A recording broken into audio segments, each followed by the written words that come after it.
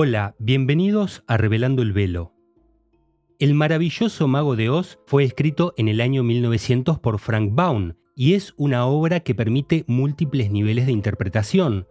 Su narrativa aparentemente simple contiene una gran riqueza de símbolos y temas que pueden explorarse desde distintas perspectivas: política, económica, social, psicológica o, como vamos a demostrar hoy, esotérica y especialmente de imaginería alquímica, ya que este relato, debido a las creencias personales del autor que voy a explicar más adelante, fue compuesto desde una perspectiva esotérica y contiene una enorme carga simbólica relacionada con el viaje del héroe y la búsqueda del autoconocimiento.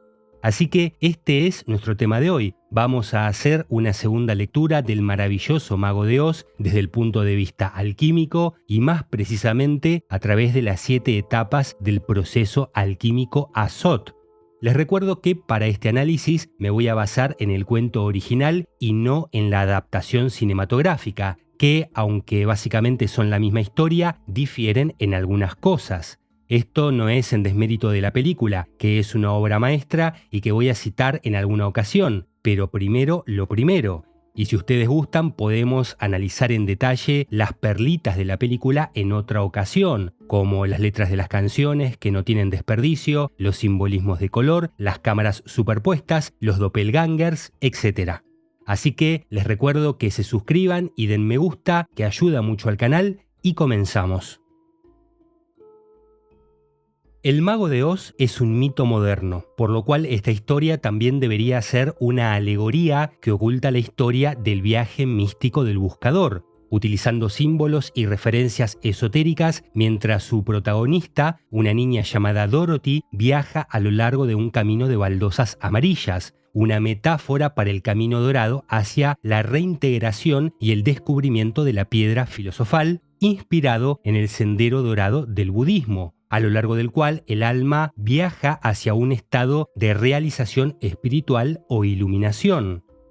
Por supuesto, esta es una de muchas metáforas. La ciudad esmeralda, por ejemplo, es una posible alusión a la tabla esmeralda de Hermes Trismegisto. Cuando se la estudia con cuidado, esta historia se desarrolla en paralelo con las operaciones del proceso alquímico de 7 pasos, conocido como alquimia Azot o alquimia del azogue, pero eso lo vamos a ver más adelante. Estas referencias a distintas tradiciones, como el budismo, el hermetismo y la alquimia, se deben a que Baum era teósofo desde septiembre de 1892, cuando él y su mujer fueron aceptados en el capítulo de la Sociedad Teosófica de Chicago. Incluso escribió artículos para revistas teosóficas como The Arena y The Occult Review. Para quien no lo sepa, la teosofía es una corriente espiritual que incorpora o sintetiza elementos de diversas tradiciones religiosas, filosóficas y ocultistas. Baum, como teósofo, se familiarizó con la filosofía oculta y el simbolismo esotérico de las diversas corrientes que repasa la teosofía, y reflejó estos conocimientos ocultos en la historia del Mago de Oz para componer una segunda lectura de la obra. El maravilloso Mago de Oz es una historia sobre el camino del místico, desde el despertar hasta el renacimiento, utilizando símbolos alquímicos y herméticos para mostrar el camino hacia la reintegración y el descubrimiento de la piedra filosofal. Una historia que replica el viaje del héroe de los antiguos mitos. Baum sabía que el símbolo y el mito eran los medios ideales para comprender de manera intuitiva lo que no puede explicarse con palabras, por lo que utilizándolos se podía transmitir conocimientos a través del arte. Veamos, el proceso siempre comienza con la prima materia, la sustancia burda que se transformará en el elixir de la vida. En este caso, el viaje de Dorothy comienza en una granja gris, ubicada en un terreno seco y magro. Ella va a trascender sobre esta realidad opaca y va a emprender una gesta de autoconocimiento para encontrarse a sí misma y conocer cuáles son sus poderes. Para que quede claro, Baum usa la palabra gris una y otra vez para describir a la granja. Por ejemplo, ya en la primera página del cuento escribe lo siguiente: Cuando Dorothy se paraba en la puerta y miraba a su alrededor, no podía ver otra cosa que la gran pradera gris que los rodeaba.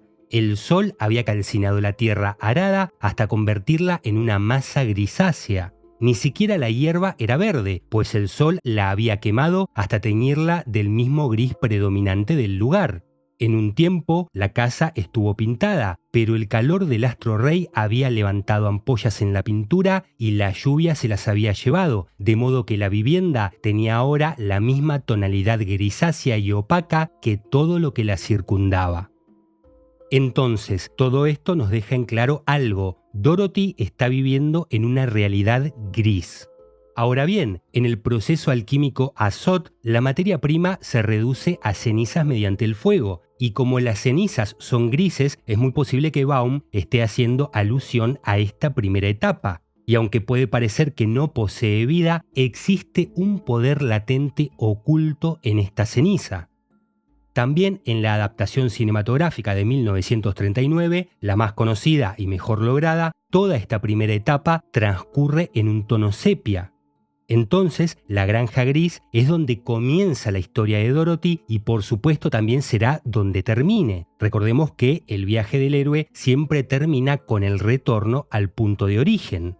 Este mito moderno nos va a presentar la historia de una huérfana que debe abandonar su hogar para enfrentarse a muchas pruebas y enemigos terriblemente poderosos, para encontrar el tesoro que busca y regresar a casa. Aunque por supuesto la que retornará será una versión experimentada y mejorada. El nombre Dorothy es muy especial, proviene del griego antiguo Dorotea, que literalmente significa regalo de los dioses. Este nombre estaba asociado a la gratitud hacia los dioses y se utilizaba para expresar la idea de que la vida era un regalo divino. Dorothy y su perro Toto, que encarnan perfectamente el arcano cero, el loco, son arrastrados por un ciclón, una fuerza irresistible de la naturaleza que los transporta hacia una tierra misteriosa, el reino mágico de Oz. Los ciclones suelen simbolizar acontecimientos que arrastran, se quiera o no, a lugares superiores. Esto refleja la idea de que el desarrollo avanzado requiere una ruptura de las estructuras psicológicas existentes para formar estructuras superiores más evolucionadas. La casa de Dorothy cae en el este de Oz. El este es el oriente, es la dirección cardinal que representa simbólicamente el nacimiento y el renacimiento. Es donde el sol renace cada mañana para comenzar su periplo. Cuando la casa aterriza, accidentalmente aplasta a la bruja malvada del este, así que Dorothy recibe los zapatos mágicos de la bruja. Estos zapatos, que en el libro original son plateados y en la película son rojos por otras cuestiones, también tienen un significado oculto. En distintas tradiciones esotéricas se cree que el cuerpo físico y el cuerpo astral están conectados a través de un cordón de plata. Una vez que Dorothy comienza a caminar el sendero amarillo con estos zapatos, su trabajo alquímico comienza y se presenta un patrón que de forma velada sigue las 7 operaciones de la alquimia Azot. En este camino encontrará a sus 3 compañeros, el espantapájaros, el hombre de hojalata y el león cobarde, que entre otras conexiones que vamos a ver más adelante, simbolizan los reinos vegetal, mineral y animal. Los alquimistas veían a estos 3 reinos como partes interconectadas de un todo universal. Comprender y trabajar estos reinos permitía al alquimista armonizar con las leyes naturales y por lo tanto cósmicas, por lo que cada reino representa una etapa en la purificación y elevación de la materia y el espíritu. El reino mineral representa el estado más básico y denso de la materia. El reino vegetal representa el crecimiento, la vida y la regeneración. Y el reino animal representa los niveles más altos de conciencia y sensibilidad. Dicho esto, vamos con las distintas etapas del viaje alquímico de Dorothy.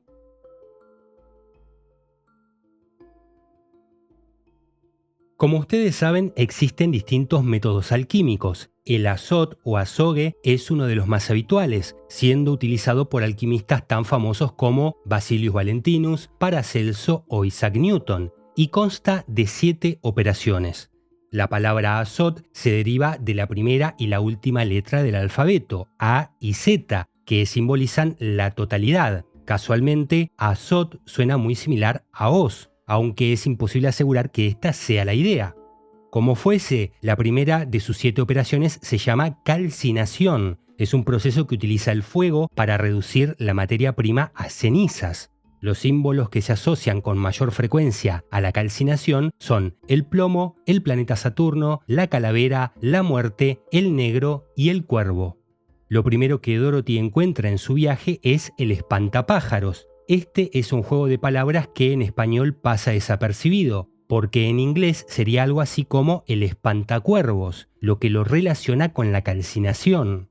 También es significativo que el espantapájaros busque un cerebro, ya que cuando comienza el trabajo alquímico, la primera tarea del alquimista es aprender y cultivarse, empezar a juntar elementos para más adelante crear algo con ellos.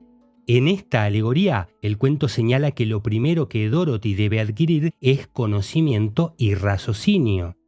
A lo largo de la historia vamos a ver que el espantapájaros tiene cerebro e incluso que lo usa más que sus compañeros. Y esta es una mecánica constante a lo largo del cuento y una de sus claves más significativas, porque veremos que todos los personajes ya tienen lo que ansían encontrar, pero todavía no lo saben. De la misma forma, el alquimista ya posee todo lo que necesita, solo que tiene que esforzarse para descubrirlo, refinarlo y darle un nuevo orden. Baum da otra pista de que estamos en la etapa de calcinación cuando el espantapájaros le dice a Dorothy que no le teme a nada excepto a un fósforo encendido, lo que subraya la idea de que el espantapájaros está estrechamente vinculado al fuego de la calcinación.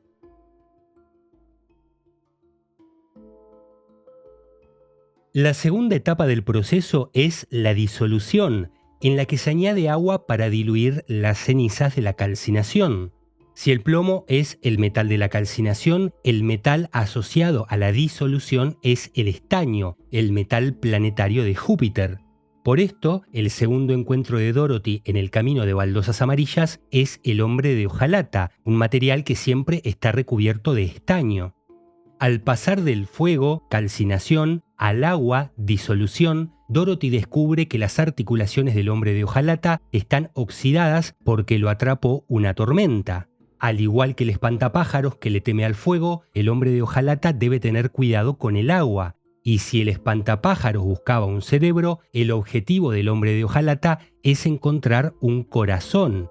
Es decir, si el alquimista ya ha adquirido el pensamiento correcto en la etapa anterior, en esta etapa debe encontrar el sentimiento correcto.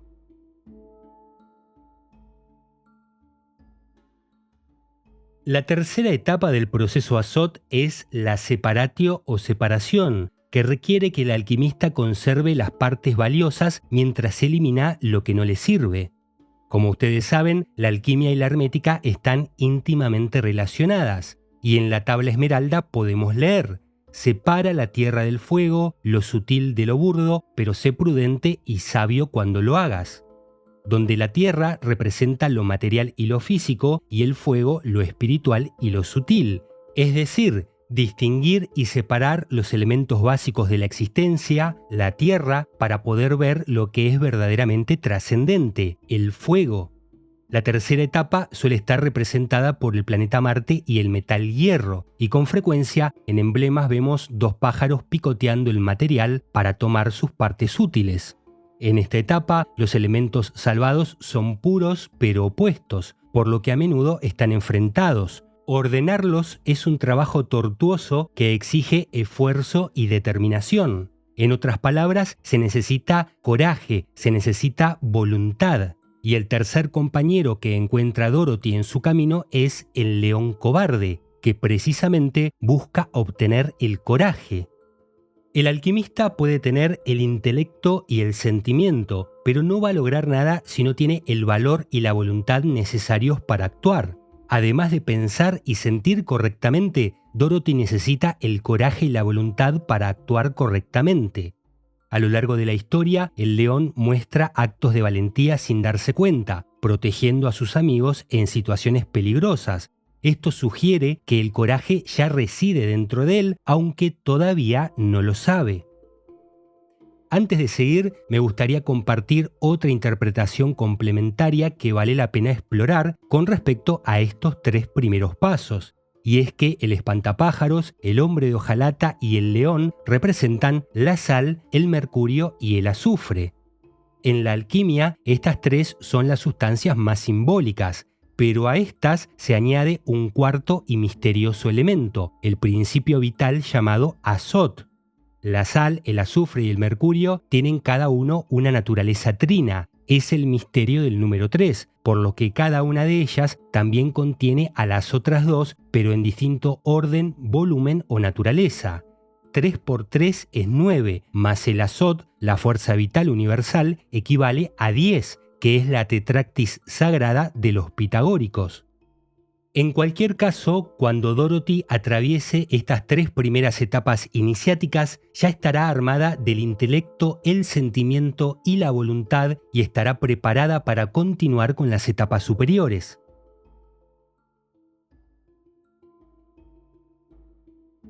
El cuarto paso es la conjunción, la combinación de los elementos rescatados de la separación en una nueva sustancia.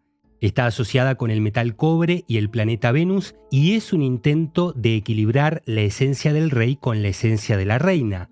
Así, la conjunción marca un punto de equilibrio entre las fuerzas del cuerpo y las fuerzas del espíritu.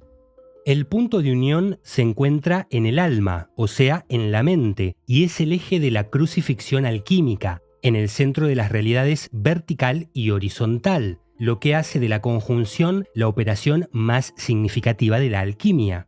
En el cuento, la siguiente parada de Dorothy es en la ciudad de Esmeralda. En la geografía de Oz, la ciudad de Esmeralda está ubicada en el centro del mapa, el punto de encuentro entre la línea este-oeste del plano horizontal y físico de las 2 brujas malvadas y la línea norte-sur, el plano vertical y espiritual. La ciudad, como la cuarta operación de la alquimia Azot, es la rosa simbólica que nace en el centro de la cruz. Y como dije anteriormente, la ciudad Esmeralda debe ser una referencia a la tabla Esmeralda, que tiene unas líneas donde se ilustra bastante bien este momento del proceso alquímico. Ahí podemos leer lo siguiente: usa tu mente y sube de la tierra al cielo. Luego nuevamente desciende y combina los poderes de lo que está arriba con lo que está abajo. Así ganarás gloria en el mundo entero y la oscuridad saldrá de ti de una vez. Una escena muy interesante del libro que se excluyó de la versión cinematográfica son las 4 manifestaciones del mago. En el libro, Dorothy y sus compañeros visitan al mago de Oz por separado para hacerle sus peticiones de cerebro, corazón, valor, etc. Primero, el mago se aparece como una cabeza masculina de color verde, y cuando ve que Dorothy tiene los zapatos de plata y la marca de la bruja buena del norte en la cabeza, le indica que antes de poder concederle su deseo de regresar a casa, primero debe matar a la bruja malvada del oeste. Es decir, su viaje para trascender el plano físico horizontal está solo a medio completar, ya que solo ha matado a la bruja del este. Al día siguiente, el espantapájaros visita la sala del trono para pedir un cerebro. Esta vez el mago aparece con la forma de una mujer con un vestido verde. Para el hombre de hojalata, el mago se le aparece como una bestia con 5 ojos, 5 brazos y 5 piernas, tal vez en alusión a la estrella de 5 puntas o a la quintesencia, el quinto elemento, que se asocian comúnmente con la etapa de conjunción. Y al león, el mago se le aparece como una gigantesca bola de fuego. En definitiva, estas 4 manifestaciones del mago de Oz representan 2 manifestaciones de la dualidad: el rey y la reina, simbolizados en el hombre y la mujer verdes, y el cuerpo y el espíritu, simbolizados en la bestia y el fuego.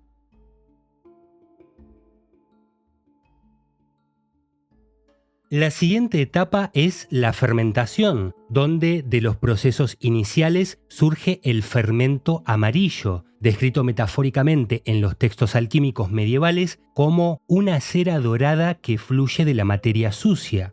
Los alquimistas chinos hablaron de esta sustancia y la llamaron la píldora dorada, asegurando que marcaba una fase intermedia. En otros sistemas occidentales se las llamó citrinitas, la etapa de amarillamiento que se encuentra entre la etapa de blanqueamiento y la de enrojecimiento. Una transición que también es reconocida en los papiros de los antiguos alquimistas alejandrinos. Es la etapa donde se produce una transformación profunda, incorporando los conocimientos adquiridos y transformándolos en la sabiduría que da paso al despertar de la conciencia. Es cuando el alquimista comienza a manifestar la iluminación interna en su vida cotidiana. Precisamente es en esta parte de la historia cuando Dorothy y sus compañeros viajan a la Tierra Amarilla del Oeste, donde conocen a los Winkies amarillos, que viven en el Castillo Amarillo rodeado de flores amarillas. Es decir, el autor hace todo lo posible para demostrar que se trata de la etapa amarilla de fermentación. Ahora bien, todo este territorio amarillo está bajo el dominio de la malvada bruja del oeste. En este caso, la bruja es la gran villana de la historia, es la contrafigura y simbólicamente representa la oscuridad que habita en la humanidad. Como contrafigura es un símbolo ideal para el lado oscuro del alquimista, las tentaciones, las conductas antiéticas, etc. Es decir, representa a la sombra que impide la unión integral de todos los aspectos del ser hasta que no se libere los elementos que esconde. Siguiendo la ruta del sol de este a oeste, la conquista de Occidente es el paso previo al Renacimiento, es donde Dorothy termina de superar el plano horizontal de la cruz, o sea, el físico, derritiendo a la malvada bruja del oeste con un balde de agua, elemento que representa lo perceptivo, lo inconsciente y las emociones profundas, luego de lo cual regresa a Oz para reclamar su premio, el tesoro por el que ha llevado a cabo toda esta gesta, regresar a la granja, renacer.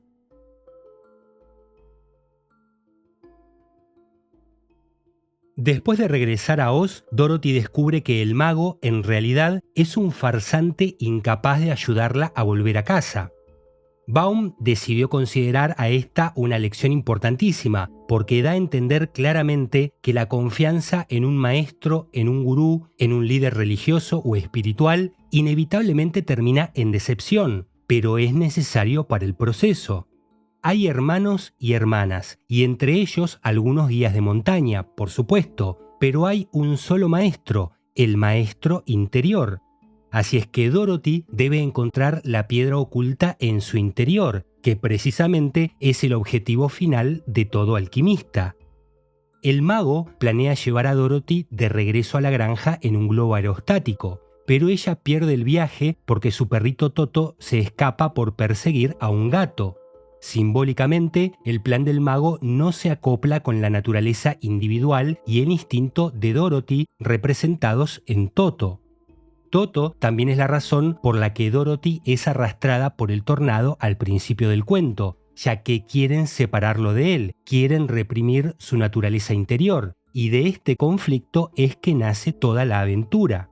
En este contexto, el viaje en globo representa el método, el proceso o el dogma con el que el mago le promete un viaje a lo divino. Pero Toto obliga a Dorothy a salir del globo, gracias a lo cual ella puede descubrir que la piedra no puede ser proporcionada por otros, ya que se encuentra en su interior. Así, en esta sexta etapa, la destilación, relacionada a la plata y la luna, es donde el alquimista profundiza en su búsqueda de perfeccionamiento, descubriendo que el camino hacia la iluminación no depende de fuentes externas, sino internas. Esta parte del cuento parece ser un llamado a escuchar a la intuición, a lo perceptivo, a las fuerzas internas. Los mensajes divinos son fragmentos momentáneos de imaginación que surgen de la nada, y si no se atan a la manifestación y lo consciente, regresan a esa nada, a veces sin dejar siquiera un recuerdo. Psicológicamente, Dorothy ya cruzó el umbral, ha adquirido los anteojos filosóficos y ha visto al mago tal como es, un charlatán. Ahora entiende que depende de ella y de nadie más para encontrar una forma de volver a casa.